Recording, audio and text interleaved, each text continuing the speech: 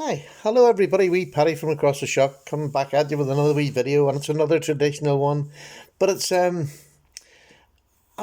this is more aimed at people who maybe don't or haven't tried traditional knives. They've just been into modern pocket knives, or maybe somebody who's just starting around who thinks might be a wee bit expensive. Of other knives I want to buy. I just want to show that it can be done on a budget, and yet you can still get really good knives that are, well, for me, I like using them. The higher end ones, maybe a lot of people would put them as safe queens. I don't. I just use mine.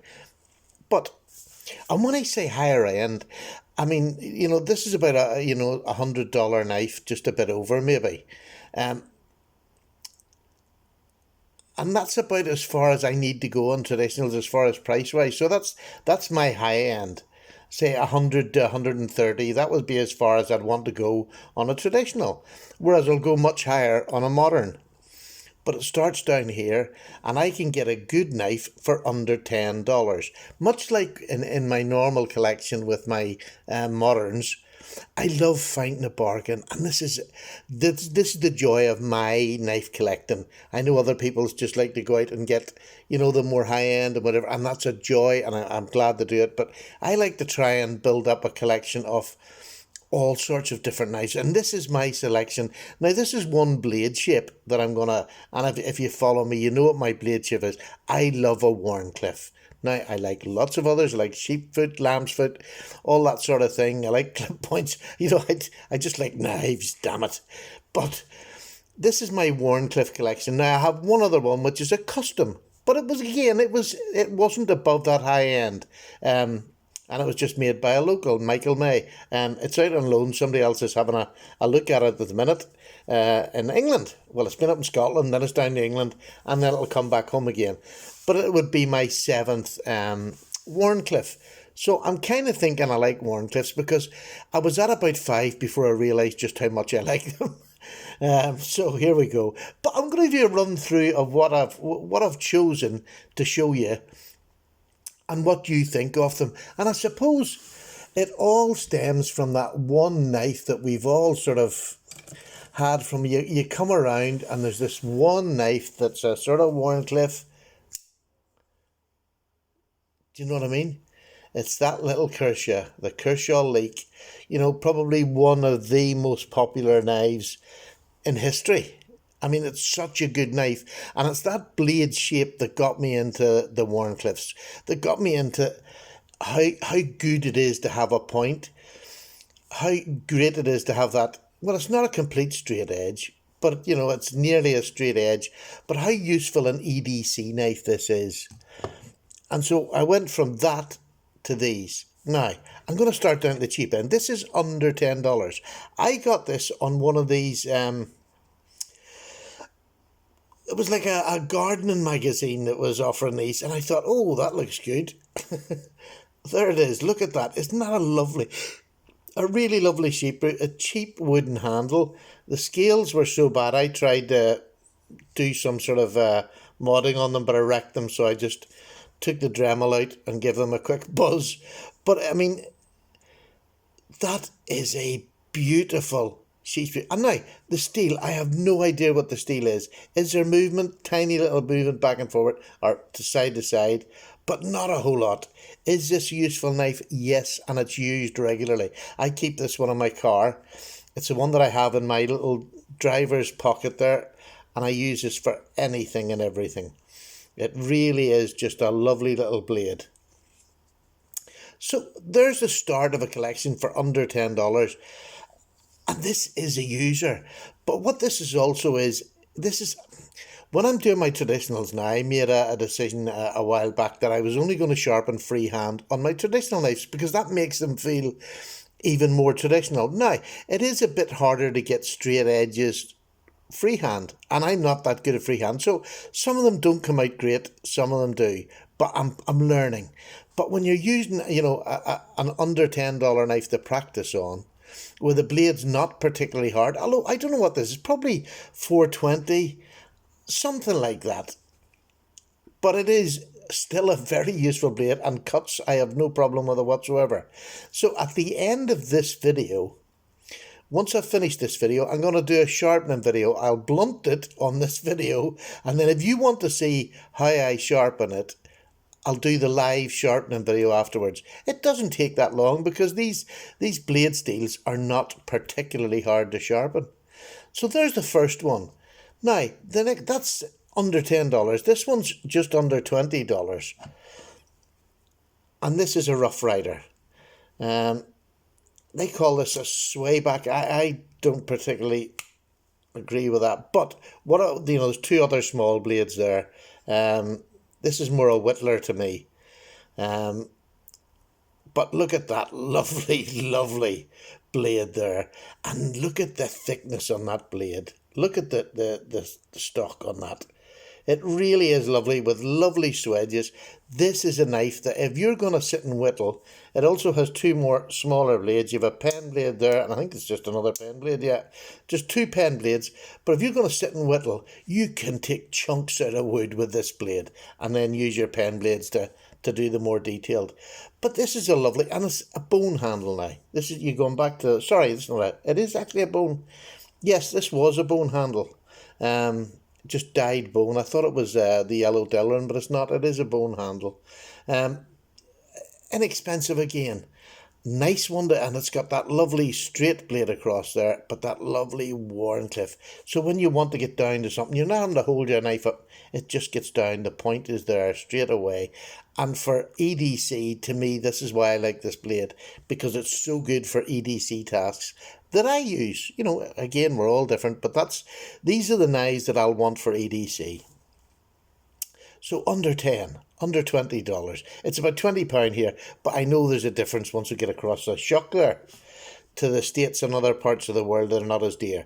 This one I haven't showed yet. I have only just received it. I just took it out of the box for this video. I got this on AliExpress. Now, this cost about $25 to $30, but let me tell you, really great back. Listen to that. Now, there's no half stop, but listen to that, how solid that is. And what a beautifully shaped knife. Now, I didn't know it and it didn't come across. It says A.G. Russell here, and it says it's in 12C27. Now, I've had a quick fiddle with it, a quick check in its sharpness, and it sort of looks like that sort of a knife. Look at the thickness of the stock in that, but look at how well. Now, I know A.G. Russell, most of his knives are made in China. To me, this has come from, this isn't an amateur making this. This is some good OEM in China that is making this. I have no problems buying it whatsoever, by the way. But, do you know what I mean? I've got an A.G. Russell, I've got another A.G. Russell, and it looks very, very similar, as if it has come from the same. Now, I know he passed away last year, and maybe this is getting rid of the excess knives. I've no idea how that works, but for $25 to $30, that is a beautiful Wharncliffe, and it's sturdy. I'll do a review on this one on its own merit. I mean, it is a beautiful knife. But again, are you noticing the difference? There's not one of these that look anyway like the other. They're all different sizes, different blade shapes, but all that pattern that just goes back to this knife that I loved when I first came around and saw. This is a knife going back to the 1930s. This one I got on one of those webs, Etsy. I bought it on Etsy over here in the UK. And I bought it particularly for that little blade. Now it's got another little pen blade here. But for this blade here, I just thought this was gorgeous. Now, this had been well used and well sharpened. And it's like a wee razor again now. I've got it nice and sharp again. But it's a lovely little knife. The fit and finish is starting to come away. This moves. This is just like a synthetic. So when you push it together, it moves. But the knife is really sturdy. And I have no worries about it closing on me or anything. And it still does a day's work. But when you close it over, you can bend it because it's like a synthetic material. So you can bend it to get it to be pretty good. But I mean, it's been going since the 1930s. And what a beautiful piece. I don't use this much. This is more just a knife that I pick out and I just love. But it really has got a great action on it. Again, there's no half stops in this, but That's nearly 100 years, and it's still got the snap from the DNR. It's got it. It's got 3 pins in it, and that's it. It's just beautiful. I loved it. Oh, let's get the wee blade out. Again, it's a really, if you did want to use it for EDC, really useful little blade, and still enough snap to keep it going. But again, this is like in a cheap handle made, nearly 100 years ago, and to me, it is absolutely stunning. I just love it. There's the first four. They look nothing like each other. Now, the next one is a case knife. So, sorry, let's go on the prices that I paid for it. Under 10, under 20, about 30, about 35 that I paid for these. And then we're going to take a bit of a jump up to 60 odd. This is about £65 or something like that. Maybe even a wee bit more. But this is a case, and it's a swayback jack. Again, just look at that jigged bone. This is where you're starting to see the price, what you're getting more for the price. And this, comparing this to this is nice, and it's to me, I don't know what sort of bone it's on. I think it's definitely bone, but it's more machined and it doesn't look at that. This is attractive on its own, look at that, but that just stands out for me. That just makes all the difference. That bone and the jigging on it, that looks natural. It just looks beautiful. Although it's a little small knife. But it's a fairly substantial blade and will do most EDC tasks. Maybe not all, but most. I carry it as a secondary knife. This is my new acquisition, and this is my dearest. This was about £116, say $125, $130. And this is a Shatton Morgan. Which I don't believe they make anymore. And do you want to know, the last video I done on this, I asked for some help on finding out about Shatton Morgan and Queen and the likes. Well, let me tell you, I got a reply on that. You need to go back, well, not you need to. I would love you to go back to that video and go into the comments and notice how many people who don't have YouTube channels that commented and gave me information. And one in particular gave me it took me about 15 minutes to read it. A complete synopsis. And I really would, and it's terrible. I'm in this video and I knew his name beforehand. I didn't write it down, but I will do when I'm doing the Sharpman video. I'll just let you know. He's one of my subs that's been around for a long time. But this has just been, you'll see he has a wee train. Oh God, I can't think of his name's gone right out of my head, but whatever. I'll put it in the description down below. But go and, if nothing else, just read his reply to somebody like me who was looking for some information. The time it must have taken that man to type it all out, I don't know. But this is why the community is not just YouTubers. We are just, we're just the front men. It's made up of people like him who just give his own time. He had no need whatsoever to do it, but he done it at his own time. It took me about 15 minutes to read. He gave me a complete rundown of Shatton, Morgan and Queen, which just amazed me that somebody would, spend that much time. And it's why I always want to give a shout out to those who don't have channels, but they enhance our channels by the information they give us. Which I'm going to do when I do the full review. I'm going to go back, and Robert, I think is his name, but I probably am wrong, but I'll put it down below. This is the Shatton Morgan. I don't half go on, don't I? This is the Shatton Morgan Warncliffe. This is just, to me, this is a penknife personified. It's just beautiful. I love the knobbly bone. It's just jigged to perfection. I love the shield. I love the writing on the blade. Now, I'll still use this. There's nothing will stop me using this because I just think it's a lovely knife. Let me see if I can get that. That's a bit better. Beautiful knife. But again, what you can see is there's 6 different knives. All got that same blade shape, but all different shapes, if that makes any sense. But there's a little collection of 7 knives that I'm so proud of. The 7th one is the Michael May. It's not here. But I am just so proud of that little collection. And I don't need to do any more now, but I can move on to another shape, another set of knives that appeals to me. It might be spear blades. They tend to pick themselves. I see a knife and then I'll look and say, oh God, I've got two or three of them in the collection. Well, let's go hunting for them.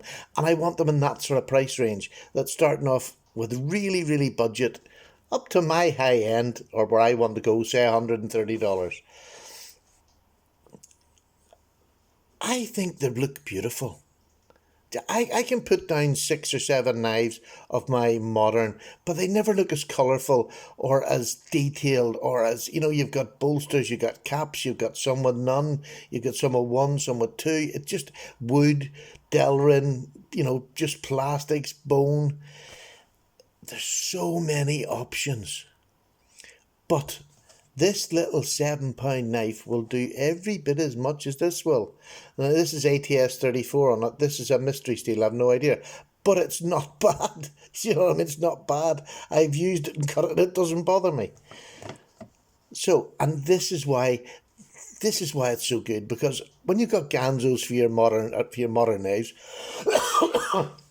to learn to sharpen with, because I want to sharpen on all my traditionals, I bought this wee one. This is a 320 DMT, I believe. Die Sharp. Yeah, Die Sharp DMT. This is about 320 grit, really rough. And what I'm going to do is, I am going to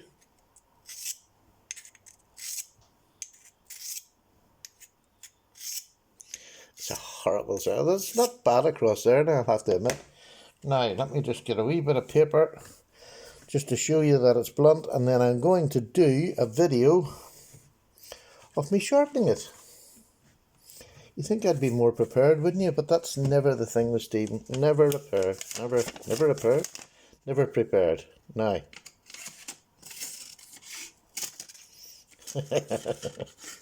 That's pretty blunt, I would say. I would say you couldn't say that I'm trying to put that on. So, there we go.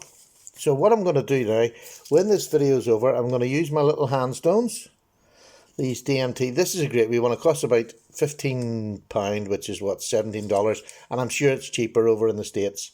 I have one of these, and I have a little bigger one and a strop, and that's what I'm going to use to bring this back in a couple of minutes to sharpness.